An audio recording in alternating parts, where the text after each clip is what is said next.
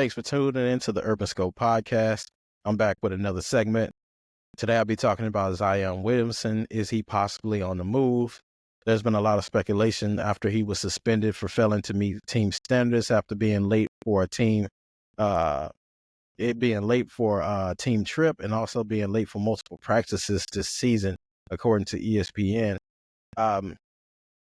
There's been speculation if he's going to leave because his contract is coming to an end, and also just because most of the former basketball players are saying things like, usually when they start finding you for small things, especially when you're a superstar, they're pretty much trying to phase you out.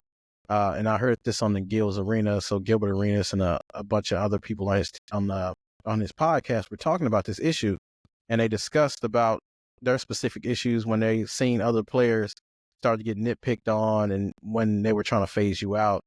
And when you think about Zion Williams' situation, you know, there's been a lot of speculation also from Stephen A. Smith, who talks about people are reporting that he doesn't want to be in New Orleans.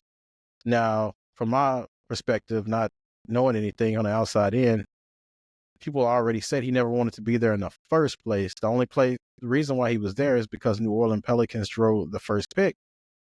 In a draft, the year he was drafted, and he was the first pick. But you can tell when he got drafted, or not when he got drafted, but when the draft lottery drew New Orleans Pelicans, he kind of frowned and was like, put his head down because he wanted to go. People were speculating that he wanted to go to New York and be a Knick. He never wanted to be in New Orleans. He wanted to go to the big city and, broadcast his talents that way.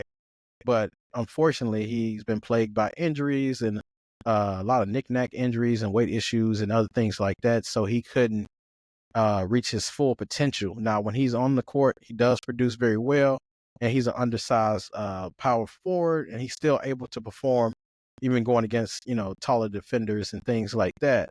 But for the most part, he's gotten a raw deal just because of his injuries history, because I think without the injuries, he'll be a first team every year. He'll be in the All-Star game every year. His team will be competitive in the playoffs, but nevertheless, they have been plagued by injuries all across the board. When you think about a CJ McCollum or Brandon Ingram and players like that, and their key pieces just have been out. It's just been a bad marriage from the start. So I think it would be better for Zion to go somewhere else.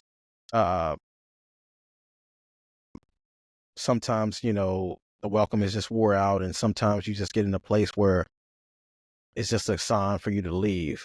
And Zion, like I said, he never wanted to be there in the first place, so I'm not sure if he reached his full potential not wanting to be there. Him being in the Knicks jersey, he would have probably performed well and had better resources maybe. But you think about his teammate at Duke, R.J. Barrett, was drafted by the Knicks, but he didn't go there. He ended up with the Pelicans, and then, of course, Ja Morant went to the Grizzlies. So it'd been interesting to see if the Pelicans picked Ja Morant first and Zion went to Memphis. Will the same outcome, have occurred? Both are smaller markets, so it probably would have been the same. But I'm not sure how it would have been different if he went to New York. Maybe he would have took it more serious. Maybe he was trying to get his way out of New Orleans in the first place.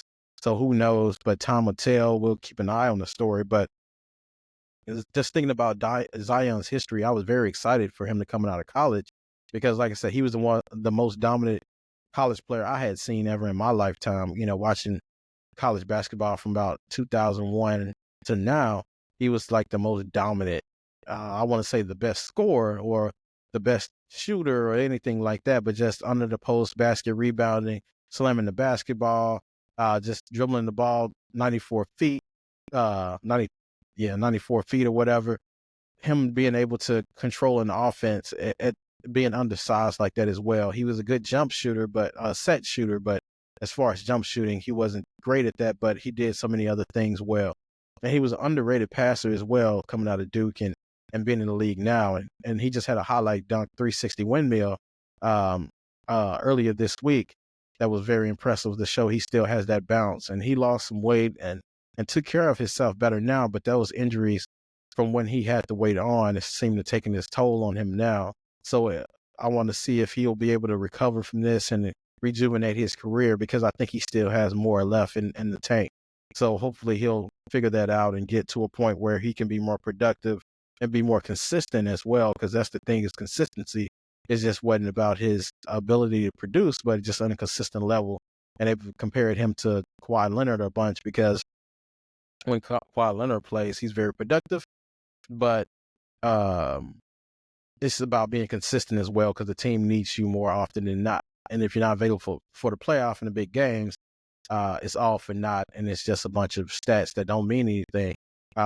They want to see consistency as they're paying all this money out, and I know he wants the same, but unfortunately his body didn't agree with him on that stuff. So he has a big contract, so it'll be a lot difficult to move him. But maybe they'll have to move one, unsatisfied player for another one, just to make a trade work. But they always figure to find a way out when they want you out. So we'll keep an eye on Zion's situation, and hopefully it works out for him. But until next time, I'll see you next time.